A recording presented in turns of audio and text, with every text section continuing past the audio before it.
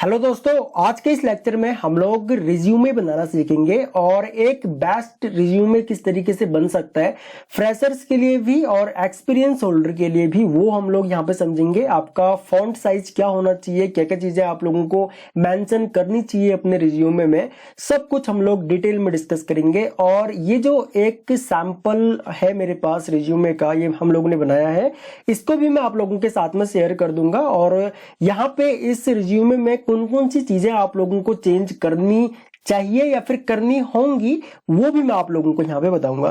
तो देखो, होता क्या है कि जब भी हम लोग किसी भी कंपनी में अप्लाई करते हैं या फिर अगर किसी भी कंपनी में अगर वैकेंसी होती है, तो सबसे पहले हम लोगों की तरफ से हमारा रिज्यूमे जो रिक्रूटर होता है या फिर जो इंटरव्यूअर होता है या फिर एचआर डिपार्टमेंट के पास जाता है।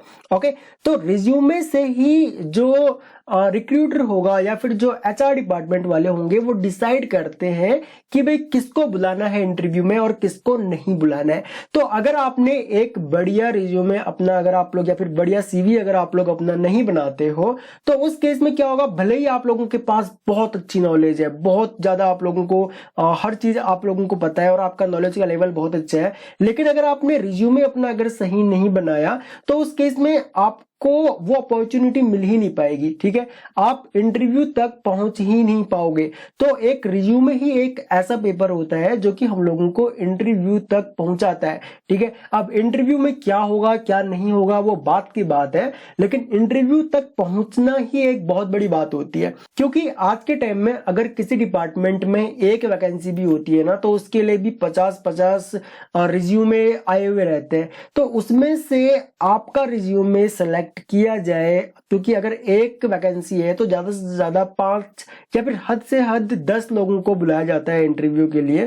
तो उसमें से 50 में से 10 लोगों में आपका भी रिज्यूमे हो। ठीक है, उसके लिए आपको अपने रिज्यूमे में कौन कौन सी बातें मेंशन करनी चाहिए वो हम लोग यहाँ पे देखते हैं। सबसे पहले तो ऊपर आप लोग चाहे यहाँ पे रिज्यूमे लिखो, सीवी लिखो, कुछ भी यहाँ पे लिखते हो, तो उसका आप लोग फॉन्ट का साइज 16 रख लो और उसको बोल्ड कर लो। ठीक है, उसको बोल्ड कर लोगे तो थोड़ा सा अच्छा लगता है। उसके बाद उसी के नीचे आप लोग नेम, मोबाइल नंबर और ईमेल आईडी यहाँ पे लेफ्ट साइड में आप लोग इस तरीके से लिख लो। और इसका जो फॉन्ट का साइज होगा वो 14 रख लो। ये जो नॉर्मल आपके जो नीचे टेक्स्ट होंगे उससे थोड़ा सा बड़ा है, यहाँ पे आपका नेम, मोबाइल नंबर और ईमेल आईडी होगी, ये बोल्ड होना चाहिए ताकि ये हाईलाइट रहे। ओके, अब यहाँ पे रिज्यूमे में कई सारे लोग क्या काम करते हैं कि अपने रिज्यूमे को भी वो सजा देते हैं और बहुत सारी चीजें अपने रिज्यूमे में ऐड कर देते हैं। और बहुत से लोग अपने रिज्यूमे को बनाते टाइम क्या काम करते हैं कि उन्होंने अपने पास्ट में अगर एक छोटा सा सर्टिफिकेट कोर्स भी किया होगा तो उसको भी वो यहाँ पे मेंशन कर देते हैं कि भाई हम लोगों ने ये सर्टिफिकेट कोर्स किया था। अब दिक्कत क्या होती है, अगर आपको उस सर्टिफिकेट कोर्स से रिलेटेड नॉलेज है तो बहुत अच्छी बात है, आपको वो मेंशन करना चाहिए। लेकिन अगर आपको किसी चीज के बारे में नॉलेज नहीं है तो वो चीज आप लोगों को अपने रिज्यूमे में बिल्कुल भी मेंशन नहीं करनी है। अब मान के चलो आज से 5 साल पहले आप लोगों ने ऑटोकैड सीखा, ठीक है, ऑटोकैड इलेक्ट्रिकल सीखा, और आपने यहाँ पे मेंशन भी कर दिया कि भाई मेरे को ऑटोकैड इलेक्ट्रिकल भी आता है, मैंने इस टाइम से लेके इस टाइम तक ऑटोकैड इलेक्ट्रिकल सीखा था। अब इंटरव्यूअर की नजर अगर आपके उस ऑटोकैड वाले सेक्शन में पहुंच गई और उसने अगर आपसे क्वेश्चन कर लिया ऑटोकैड में से, तो मान के चलो बाकी का परफॉर्मेंस आपका बहुत अच्छा था और ऑटोकैड या फिर बाकी के 2-3 चीजें आपने और लिख रखी थी, उसमें से अगर इंटरव्यूअर ने 4-5 क्वेश्चन कर दिए और उन 4-5 क्वेश्चन के अगर आंसर आप नहीं दे पाए, तो फिर आप लोगों के सिलेक्शन के चांसेस वहां पे कम हो जाते हैं। तो आप लोगों ने क्या काम करना है, जितना आपको आता है या फिर जो भी सर्टिफिकेट का कोर्स या फिर जो भी सर्टिफिकेशन का कोर्स आप लोगों ने किया है, अगर आपको उससे रिलेटेड नॉलेज है तभी आप लोग उस चीज को मेंशन करो। अदरवाइज अपने रिज्यूमे को भरने के लिए या फिर पेज बढ़ाने के लिए आप लोग कुछ ऐसी चीज मेंशन मत करना ताकि आप लोग इंटरव्यू में फिर फंस जाओ। मैं इस टॉपिक को लेकर के डिटेल में जानने वाला हूं आज के इस लेक्चर में, क्योंकि रिज्यूमे बहुत एक इंपॉर्टेंट टॉपिक है। ओके, और रिज्यूमे ही एक ऐसा पेपर होता है ना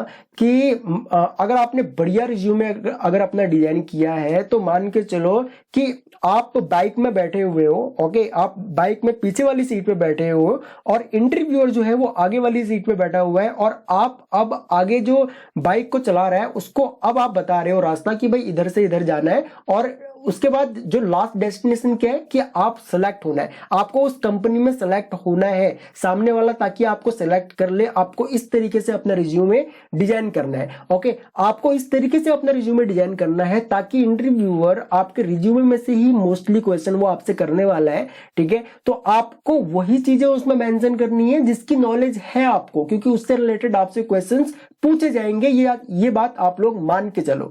ओके, तो इस तरीके से आपने करना है कि आप बाइक के पीछे बैठे हुए हो और आप डायरेक्शन दे रहे हो, इंटरव्यू का पूरा कंट्रोल आपके हाथ में है और आप बता रहे हो, मतलब इनडायरेक्टली हिंट आप इंटरव्यूअर को दे रहे हो कि भाई मुझसे इस टॉपिक में से क्वेश्चन पूछो, ठीक है। तो इस तरीके से आप लोगों ने इंटरव्यू को मैनेज भी करना है और इस तरीके से आप लोगों ने अपने रिज्यूमे को यहाँ पे डिजाइन भी करना है। तो यहाँ पे आप लोगों ने name, mobile number, email ID, ये चीजें आप लोगों ने ऊपर मेंशन कर दी। इसका फॉन्ट का साइज आप लोग 14 रख लो, ईमेल आईडी आप लोग 11 इस तरीके से रख सकते हो, या फिर इन तीनों का ही फॉन्ट साइज आप लोग सेम रख सकते हो यहाँ पे। ओके, इनका जो फॉन्ट साइज है ना उसको आप लोग 14 ही कर सकते हो, ठीक है, इस तरीके से। ओके, और अगर 14 नहीं भी करना है तो नेम यहाँ पे 14 कर लो, बाकी चीजें 11 भी रखोगे तो भी चलेगा, ठीक है। नेम यहाँ पे बोल्ड होना चाहिए और बाकी से नेम थोड़ा सा अलग दिखना चाहिए, ठीक है। उसके बाद यहाँ पे जो कैरियर ऑब्जेक्टिव जो है ना, यहाँ पे एक मतलब नॉर्मल 2 लाइन मैक्स आप लोग लिख सकते हो कि भाई मैं अपनी नॉलेज को, और यहाँ पे देखो एक चीज और यहाँ पे मैंने लिखी हुई है कि भाई seeking an opportunity in electrical maintenance field, क्योंकि ये जो मैंने रिज्यूमे बनाया है ये मेंटेनेंस के लिए बनाया है कि अब अगर आप लोग मेंटेनेंस डिपार्टमेंट में जाना चाहते हो तो यहाँ पे आपको मेंटेनेंस डिपार्टमेंट लिखना है, अगर प्रोडक्शन में जाना चाहते हो तो यहाँ पे प्रोडक्शन लिखना है, अगर आप लोग सर्विस में जाना चाहते हो तो यहाँ पे सर्विसिंग लिखनी है। मान के चलो कि भाई आपकी कोई कंपनी है वो सर्विसिंग के लिए आपको हायर करने वाली है तो यहाँ पे सर्विसिंग डालो, अगर प्रोडक्शन के लिए यहाँ पे डालना है तो प्रोडक्शन डालो। बहुत से लोग क्या काम करते हैं, वो किसी और के रिज्यूमे को लेते हैं, नाम वगैरह सब कुछ यहाँ पे चेंज कर देंगे, बाकी ऐसा ही रिज्यूमे दे देते हैं और एक ही रिज्यूमे के बहुत सारे प्रिंट निकाल लेते हैं और सभी कंपनियों में वही रिज्यूमे चलता है उन लोगों का। तो ये गलती नहीं करनी है आप लोगों ने। ओके, कितना टाइम लगता है, ज्यादा से ज्यादा 5 मिनट लगेंगे आपको थोड़ी बहुत चीजें चेंज करने में। तो जिस कंपनी में आप जा रहे हो उसके लिए बारे में थोड़ी सी रिसर्च कर लो एंड उसके अकॉर्डिंग अपने रिज्यूमे को डिजाइन करो, ताकि आपके रिज्यूमे जब किसी के हाथ में पहुंचे तो उसको लगना चाहिए कि भाई हाँ ये हमारी कंपनी के लिए ये जो रिज्यूमे है ये बनाया गया है। ऐसा नहीं है कि मान के चलो आप प्रोडक्शन में जाना चाहते हो या सर्विस में जाना चाहते हो, आपने यहाँ पे मेंटेनेंस लिखा हुआ है, ऐसा नहीं होना चाहिए, ठीक है। उसके बाद summary of skill and experiences, तो यहाँ पे जो आपके स्किल और एक्सपीरियंसेस है इस तरीके से आप लोग उनको लिख सकते हो। और जो ये हेडिंग है ना, कैरियर ऑब्जेक्टिव हो गया, summary of skills and experience हो गया, इनको 11 में ही रखो लेकिन इनको कैपिटल लेटर में डालो, ठीक है। यहाँ पे अंडरलाइन भी कर सकते हो आप लोग लेकिन बोल्ड होना चाहिए, ठीक है। उसके बाद बाकी के जो नॉर्मल जो टेक्स्ट होंगे आप लोगों के, जो कोई पैराग्राफ लिख रहे हो या फिर कुछ भी मतलब अपने बारे में कुछ चीजें लिख रहे हो तो वो 11 में ही रखो, ठीक है। फॉन्ट साइज सेम होना चाहिए आप लोगों का, नॉर्मल फॉन्ट साइज होना चाहिए, बिल्कुल डिजाइन वगैरह कुछ नहीं बनाने हैं, फूल वगैरह कुछ यहाँ पे एक्स्ट्रा कुछ ऐड नहीं करने हैं रिज्यूमे में, ठीक है, वो बहुत बेकार लगता है। ओके, बिल्कुल जितना सिंपल हो सके उतना सिंपल आपको अपना रिज्यूमे बनाना है। जैसे कि यहाँ पे स्किल्स एंड एक्सपीरियंसेस, जैसे कि यहाँ पे लिखा हुआ है more than 7 years of rich work experience in maintaining PLC and CNC machines. तो पीएलसी एंड सीएनसी मशीन्स का एक्सपीरियंस है इस पर्सन को 7 साल का। एंड उसके अलावा नीचे फिर एक और पॉइंट लिख दिया, trouble shooting of PLC, RLC and MiG welding machines, troubleshooting of hydraulic pneumatic circuits of SPM machines and maintenance in electrical electronics troubleshooting skills with knowledge of electrical system and Kaizen 5S। Kaizen और 5S आप लोगों ने बहुत जरूरी है, mention करना ही करना चाहिए, ठीक है, बहुत इंपॉर्टेंट होता है। अगर आप लोग जूनियर इंजीनियर एई की पोस्ट पे जा रहे हो, ठीक है, या फिर इंजीनियर की पोस्ट पे जा रहे हो, या फिर आप लोग कुछ कंपनियों में क्या होता है कि मैनेजर, असिस्टेंट मैनेजर भी होते हैं, ओके, मेंटेनेंस डिपार्टमेंट में, तो ये पॉइंट जरूर आप लोगों ने ऐड करना है। काइजन और 5S नहीं पता है आपको काइजन और 5S क्या होता है तो उसके ऑलरेडी मैं लेक्चर्स डाल चुका हूं, अच्छे से आप लोगों ने काइजन और 5S को पढ़ना है, रीड करना है, समझना है। ओके, ये चीज जरूर ऐड करनी है। उसके अलावा यहाँ पे जितनी भी डिटेल्स दी हुई हैं ये डिटेल्स आप लोगों ने अपनी नॉलेज के अकॉर्डिंग यहाँ पे मॉडिफाई करनी है। अगर आपको पीएलसी एंड सीएनसी का नॉलेज नहीं है तो नहीं मेंशन करना है आप लोगों ने। अगर आपको बेसिक नॉलेज है तो बेसिक नॉलेज यहाँ पे लिखना है क्या आप लोगों ने कि भाई मेरे को बेसिक नॉलेज है पीएलसी का, ठीक है। इसी तरीके से यहाँ पे जो भी चीजें हाइड्रोलिक न्यूमेटिक सर्किट्स का अगर आपको नॉलेज है तो लिखो, नहीं है तो कोई जरूरी नहीं है, ठीक है। या फिर लिख सकते हो कि भाई basic knowledge of hydraulic and pneumatic circuits, ठीक है। उसके अलावा अब यहाँ पे करंट ऑर्गेनाइजेशन, अगर आप लोग एक्सपीरियंस होल्डर हो तो उस केस में आप लोग क्या काम करोगे, आपका जो करंट ऑर्गेनाइजेशन है, मतलब एक तो आप इंटरव्यू देने के लिए जा रहे हो, उसके अलावा जो आपका करंट ऑर्गेनाइजेशन है जहां जहां पे आप अभी करंट में वर्किंग हो, उस कंपनी का नेम आप लोगों ने यहाँ पे लिखना है। आपका क्या डेजिग्नेशन है, क्या किस पोस्ट पे हो आप वहां पे, वो आपने यहाँ पे लिखना है। मान के चलो आप जूनियर इंजीनियर हो, जो भी आप हो वो आपने यहाँ पे लिखना है।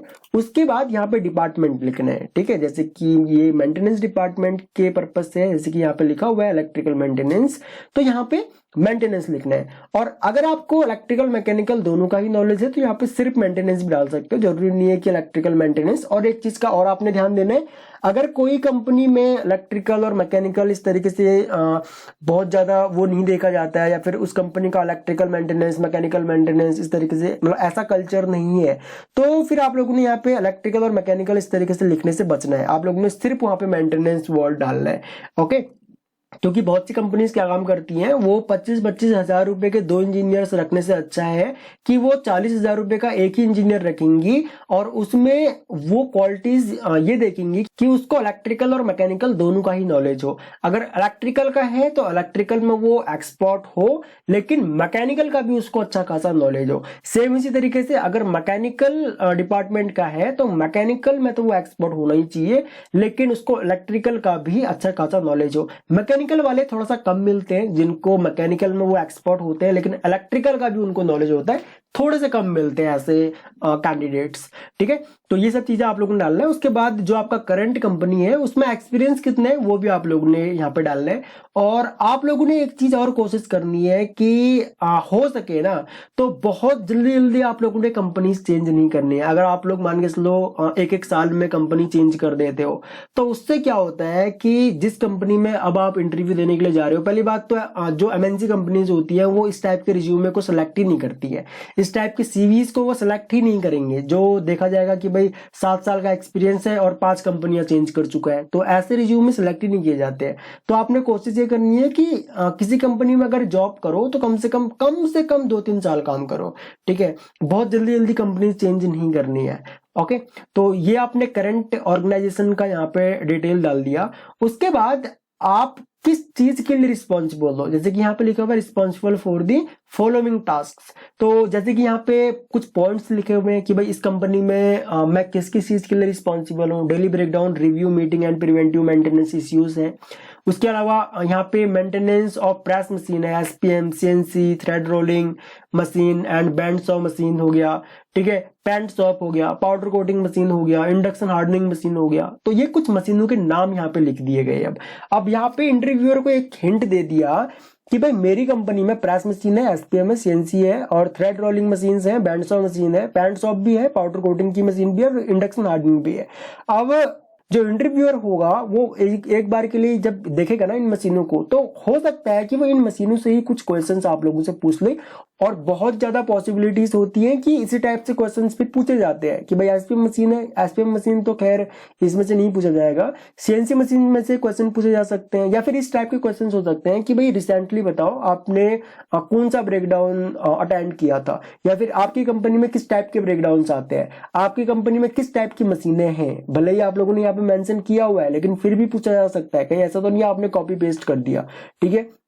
कौन कौन सी टाइप की मशीनें हैं, किस टाइप के ब्रेकडाउन आते हैं, अगर कोई ब्रेकडाउन का नाम अगर आप लोगों ने ले लिया तो उसके बाद किस तरीके से उनको ठीक करते हो आप लोग। तो ठीक कैसे करते हो जरूरी नहीं है कि इंटरव्यू लेने वाले बंदे को पता है उसका सॉल्यूशन। आपने प्रॉब्लम बता दी कि सीएनसी मशीन में सर यहाँ पे बैकलेस आया था लास्ट टाइम और उस बैकलेस को हमने ठीक किया। अब वो पूछेगा कि भाई बैकलेस को कैसे ठीक किया आपने, तो जरूरी नहीं है कि जो सॉल्यूशन आप उसको बताओगे वो सॉल्यूशन उसको पता हो कि हाँ ऐसे ही करते हैं, वो जरूरी नहीं है। लेकिन वो ये देखेगा आपका कॉन्फिडेंस लेवल कितना है जब आप लोग आंसर कर रहे हो, ठीक है। तो वहां पे थोड़ा सा कॉन्फिडेंट रहना भी बहुत जरूरी है, ठीक है, कि भाई फुल कॉन्फिडेंस के साथ में आप लोग आंसर करो। उसके बाद यहाँ पे अगला पॉइंट लिख रखा है कि monthly quarterly preventive maintenance plan of all machines, ये जो हम लोग पीएम चेक शीट्स बना रहे थे, तो ये उसका पॉइंट लिखा हुआ है। और उसके बाद अगला पॉइंट यहाँ पे कॉस्ट रिडक्शन और जो एनर्जी कंजम्पशन जो है उसको हम लोग कम करने की कोशिश करते हैं, वो पॉइंट यहाँ पे लिखा हुआ है। और यहाँ पे उसके अलावा कुछ और पॉइंट्स यहाँ पे लिखा हुआ है। पोकायोके जो होता है इसके बारे में यहाँ पे लिखा हुआ है। मतलब पोकायोके का मतलब होता है कि भाई गलती से भी गलती ना होना, ये चीजें हम लोग करते हैं। उसके अलावा मेंटेनिंग मशीन्स हिस्ट्री रिकॉर्ड, मतलब मशीनों की जो हिस्ट्री रिकॉर्ड होते हैं उनको हम लोग मेंटेन करते हैं। पीएम रिकॉर्ड को हम लोग यहाँ पे मेंटेन करते हैं। तो ये सब चीजें हैं। उसके अलावा थर्मोकपल और टेम्परेचर कंट्रोलर से रिलेटेड नॉलेज है, तो ये सब चीजें आप लोग यहाँ पे डाल सकते हो। मतलब ये चीजें आपने मतलब इस टाइप से नहीं डालनी है, जो जो नॉलेज है आप लोगों को उसके अकॉर्डिंग आप लोगों ने यहाँ पे कुछ पॉइंट्स ऐड कर देने हैं, ठीक है, जो भी आपकी रिस्पॉन्सिबिलिटी है इस कंपनी में।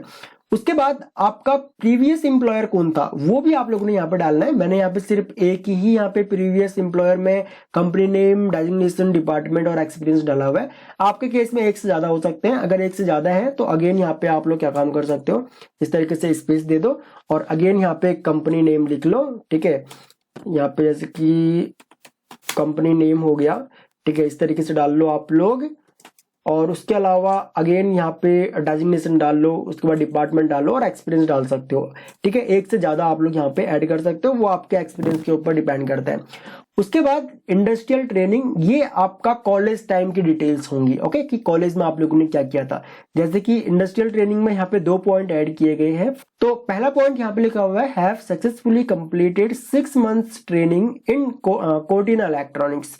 एंड सेकंड पॉइंट यहाँ पे लिखा हुआ है have successfully completed 1 month training in sub station of कृषि भवन CPWD दिल्ली। अब यहाँ पे देखो have a successfully completed 6 months training in Cortina electronics लिखा हुआ है। और यहाँ पे एक पॉइंट और भी लिखा हुआ था कि maintenance in electrical electronics trouble shooting skills with knowledge of electrical system. तो यहाँ पे इलेक्ट्रिकल और इलेक्ट्रॉनिक्स ट्रबल शूटिंग स्किल्स जो डाली हुई है, अब ये अगर बंदा पढ़ता है और उसके बाद यहाँ पे ये चीजें भी पढ़ता है ना कि किसी कोर्टिना इलेक्ट्रॉनिक्स में इसने ट्रेनिंग भी की हुई है, ठीक है, 6 month की वो भी, तो उसको लगता है कि हाँ ये जो डिटेल्स यहाँ पे डाली गई हैं ये सही डिटेल्स डाली गई हैं, इसका मतलब होगी इसको नॉलेज, ठीक है। उसके बाद यहाँ पे एजुकेशनल क्वालिफिकेशन जो है वो आप लोगों ने उसके बाद डालनी है। Be in electrical engineering from, कहाँ से किया है वो यहाँ पे डालना है आप लोगों ने। जो भी आपके कॉलेज का नाम हो, कॉलेज का नाम और किस सिटी और स्टेट में लोकेट है वो कॉलेज, वो आप लोगों ने यहाँ पे डालना है। उसके बाद intermediate in electrical technology vocational, ये इंटरमीडिएट इन इलेक्ट्रिकल टेक्नोलॉजी ये वोकेशनल कोर्स होता है। ये मुझे नहीं पता कि आपकी स्टेट्स में होते हैं या नहीं होते, लेकिन दिल्ली करवाती है, ठीक है। दिल्ली में 11th-12th में जैसे कि आप यहाँ पे कॉमर्स ले सकते हो, साइंस ले सकते हो एंड आर्ट्स ले सकते हो, इसी तरीके से वोकेशनल भी ले सकते हो, ठीक है। वोकेशनल में भी PCM होती है, केमिस्ट्री नहीं होती है, ठीक है, फिजिक्स और मैथ होती है। और उसके अलावा इलेक्ट्रिकल के सब्जेक्ट्स होते हैं, ठीक है, दिल्ली के अंदर। उसके बाद हाई स्कूल कहाँ से किया है वो आप लोग यहाँ पे डाल सकते हो, high school from government coed secondary school. और उसके अलावा यहाँ पे उसके स्कूल का एड्रेस क्या है वो आप लोग डालोगे। उसके बाद कॉलेज में मेजर प्रोजेक्ट क्या था वो भी आप लोगों ने डालना है। जैसे कि यहाँ पे लिखा हुआ है कि भाई design, fabrication and assembly of laboratory kits awarded first rank in technical fest. तो यहाँ पे मेजर प्रोजेक्ट जो है, जो भी आपका मेजर प्रोजेक्ट है, अगर एक्सपीरियंस होल्डर हो तो डाल सकते हो वैसे तो, लेकिन जो फ्रेशर्स लोग हैं उन लोगों से आपके मेजर प्रोजेक्ट से काफी क्वेश्चंस पूछे जाते हैं। तो जो भी आप यहाँ पे अपना मेजर प्रोजेक्ट डालोगे, अगर आप फ्रेशर हो तो आपको मेजर प्रोजेक्ट का यहाँ पे डिटेल डालना ही पड़ेगा। और उसके बाद जो भी आपका मेजर प्रोजेक्ट हो उससे रिलेटेड आप लोगों को पढ़ना पड़ेगा, क्योंकि इंटरव्यू में फ्रेशर से जो आपके मेजर प्रोजेक्ट्स होते हैं उससे रिलेटेड बहुत क्वेश्चंस पूछे जाते हैं, ठीक है। तो आप लोगों ने अपने मेजर प्रोजेक्ट के बारे में सही सही लिखना है और उसके बारे में जो भी लिखो आप लोग उसके बारे में अच्छे से पढ़ लेना है, ठीक है, ताकि ये ना लगे इंटरव्यूअर को कि जो आपने मेजर प्रोजेक्ट या फिर जो भी कॉलेज ने आपको मेजर प्रोजेक्ट दिया था वो आपने कहीं से खरीद करके लाए आप और वो आपने कॉलेज में सबमिट करवा दिया, ऐसा नहीं लगना चाहिए इंटरव्यूअर को। ओके, क्योंकि आप ये तो है नहीं कि आप यहाँ पे स्किप नहीं कर सकते, मेजर प्रोजेक्ट यहाँ पे आपको डालना ही पड़ेगा। अगर आप फ्रेशर हो या एक्सपीरियंस होल्डर हो तो ना भी डालो तो चलेगा, लेकिन अगर आप लोग फ्रेशर हो तो ये पॉइंट आपको यहाँ पे ऐड करना ही पड़ेगा, क्योंकि हर एक कॉलेज, चाहे आप डिप्लोमा कर रहे हो, बी कर रहे हो, बीटेक कर रहे हो, आपको मेजर प्रोजेक्ट दिया जाता है लास्ट ईयर में और वो आपको सबमिट करवाना होता है कॉलेज में, ठीक है। और उससे रिलेटेड आप लोगों से इंटरव्यू में भी क्वेश्चन पूछे जाते हैं, तो वो चीजें आपको यहाँ पे ऐड करनी ही पड़ेगी, इसको आप स्किप नहीं कर सकते। तो इससे अच्छा है अगर आप यहाँ पे ऐड करो तो उससे रिलेटेड आपको अच्छे से पढ़ना पड़ेगा। उसके बाद स्ट्रेंथ आप लोग डाल सकते हो कि भाई आपके अंदर क्या क्या स्ट्रेंथ है, जैसे कि मैंने यहाँ पे कुछ पॉइंट्स ऐड किए हुए हैं, smart work with good results, positive attitude and logical thinker. तो ये चीज आप लोग अपने अकॉर्डिंग लिखोगे। ओके, ये नहीं है कि सेम चिपका दिया, ऐसा नहीं करना है। अपने अकॉर्डिंग जो भी आपकी स्ट्रेंथ्स हैं वो आप लोगों ने यहाँ पे लिखना है। उसके बाद यहाँ पे सबसे नीचे पर्सनल डिटेल्स डालो आप लोग। आपके फादर का नाम क्या है वो आप लोग डालोगे, डेट ऑफ बर्थ क्या है आपकी वो डालोगे आप लोग। उसके अलावा नेशनलिटी क्या है आप लोगों की, ठीक है, वो आप लोग डालोगे। एंड उसके बाद सिंगल हो या फिर मैरिड हो उससे रिलेटेड यहाँ पे डिटेल्स डालोगे। आपका एड्रेस क्या है, परमानेंट एड्रेस, वो आप लोग यहाँ पे डालोगे। लैंग्वेज कौन कौन सी आती है आपको, हिंदी एंड इंग्लिश, वो आप लोग यहाँ पे डालोगे। एंड हॉबी क्या है आप लोगों की वो आप लोग यहाँ पे डालोगे। उसके बाद सबसे लास्ट में डिक्लेरेशन देना है आप लोगों ने कि भाई ऊपर जो भी आपने डिटेल्स यहाँ पे दी हुई है वो सब सच है, ठीक है, और वो सही डिटेल्स है। उसके बाद डेट और प्लेस यहाँ पे ऐड कर दो और यहाँ पे नेम लिख दो। और आप लोगों ने क्या काम करना है, किसी भी कंपनी में अगर आप रिज्यूमे दोगे तो यहाँ पे डेट और प्लेस आपने उसके अकॉर्डिंग यहाँ पे ऐड करना है।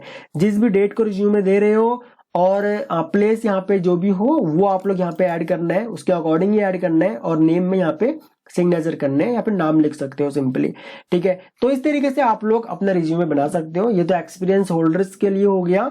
और जो फ्रेशर्स हैं, फ्रेशर लोग क्या काम कर सकते हैं, ये जो एक्सपीरियंस वाली चीजें हैं ना, एक तो यहाँ पे summary of skill and experience ये चीज हो गया, करंट ऑर्गेनाइजेशन हो गया, रिस्पॉन्सिबिलिटी वाला सेक्शन हो गया, ठीक है, यहाँ पे प्रीवियस एम्प्लॉयर वाला सेक्शन हो गया, ये सब चीजें आप लोगों की हट जाएंगी।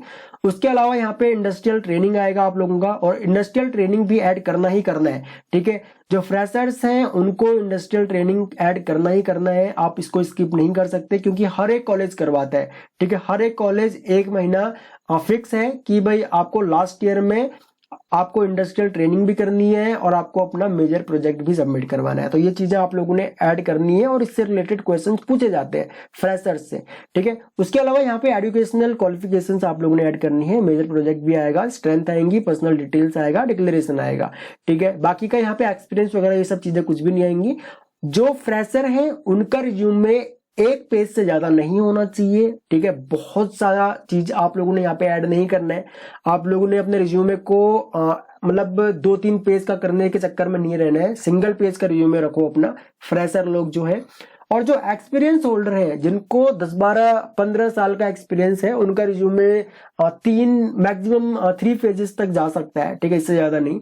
लेकिन जो नॉर्मल 5 to 10 इयर्स एक्सपीरियंस जिनको है और बहुत ज्यादा कंपनीज चेंज नहीं की है जिन लोगों ने, मैक्स टू मैक्स कोशिश करो कि 2 पेज का रिज्यूमे हो, क्योंकि किसी के पास इतना टाइम नहीं होता कि आपके वो 4-5-10 पेजों के रिज्यूमे को कोई पढ़े, ठीक है। तो बहुत ज्यादा और फालतू की चीजें रिज्यूमे में लिखने की जरूरत नहीं है, लिमिटेड चीजें रखो और ज्यादा से ज्यादा 2 पेज का अपना रिज्यूमे बनाओ जो एक्सपीरियंस होल्डर है। और फ्रेशर्स के लिए 1 पेज से ऊपर नहीं होना चाहिए किसी भी कंडीशन में आपका रिज्यूमे, ठीक है। सो आई होप कि आप लोगों को समझ में आया होगा कैसे रिज्यूमे बनता है और क्या क्या चीजें आप लोगों को ध्यान में रखनी है। जो भी फॉन्ट नीचे का है सभी का फॉन्ट साइज जो है वो 11 होगा आप लोगों का। एंड बोल्ड जो चीजें करनी है आप लोगों ने, एक तो कैपिटल में हेडिंग लिखनी है, फॉन्ट साइज सेम ही रहेगा। उसके अलावा जो मैन चीजें है ना, मशीनों के नाम वगैरह ये सब चीजें, इनको आप लोग बोल्ड कर सकते हो, ठीक है, ये सब चीजें बोल्ड कर सकते हो आप लोग ताकि ये हाईलाइट रहे, ठीक है। तो ये सब चीजें ताकि हाईलाइट रहेंगी तो इंटरव्यूअर की नजर में ये सब चीजें पड़ेंगी। जो यहाँ पे ये चीज है awarded first rank of technical fest, इसको भी हाईलाइट किया जा सकता है। जो जो मेन पॉइंट है ना उनको हाईलाइट कर सकते हो आप लोग। बाकी इससे रिलेटेड, सीवी से रिलेटेड अगर आप लोगों का और भी कोई डाउट हो तो आप लोग मुझसे पूछ सकते हो, ठीक है। सो इस वीडियो लेक्चर में इतना ही गाइस, थैंक्स फॉर वॉचिंग। मिलते हैं अपने नेक्स्ट वीडियो लेक्चर में।